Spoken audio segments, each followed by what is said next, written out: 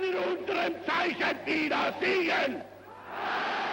Adolf Hitler's twisted dreams of world conquest were buried in Berlin in 1945, but not before German scientists unleashed on the world advanced weapons of mass destruction, weapons that kept the Third Reich in the war, weapons that both the East and West wanted for the Cold War that would follow. One knew that eventually there would be control of what's up there. The high ground is Yeah, that's the high ground. And Las Vegas physicist Harry Fecter was a young MIT-trained radar specialist when he was sent by Boeing in 1946 to a desolate corner of desert on the Nevada-Utah border. The town was Wendover. It had a casino or two, an air base, and little else.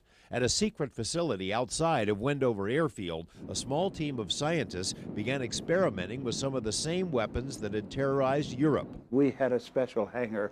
Within the hangar were all sorts of magic German captured equipment, the IR stuff with names like Wasserfall and Peenemünde and all kinds of documents. It's highly classified at the time. The mission was to develop something to kill V-2s. In other words, the earliest version of Star Wars. Dr. Fecter figures the Germans were about 5 years ahead of everyone else. By launching their own buzz bombs, rockets, even telephone poles, and locking on, the Wendover scientists caught up, although few knew what they did, even to this day. I'll tell you how secret it was. We shot a pretty nice shot in 1947, early 7, and it took 10 years before the picture of it appeared on Newsweek magazine. Much left of what that program was? Not really. The launch site is out there, and there's some remaining buzz bombs that are there. Very little remains of the site where the Nazi weapons were mastered. A few bunkers, a few buildings, still off limits. Fact is, that program doesn't even rank as Wendover's biggest secret. It was at Wendover Airfield that the Enola Gay and her crew were trained and prepared for the most decisive military action in world history. And it all took place in absolute secrecy. There were signs posted. Whatever you see here remains here or stays here, type of a scenario. So they had FBI everywhere. There's reports of FBI agents following the airmen from Wendover when they'd get on the train to go to Salt Lake, for instance.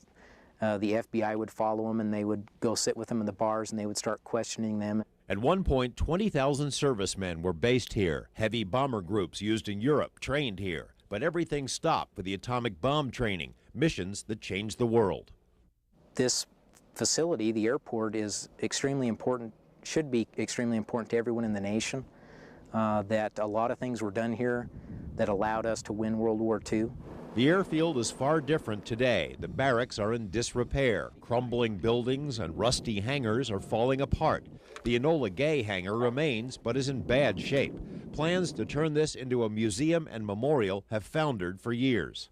It's dilapidated, and it's going to get worse over time unless we get help to save it.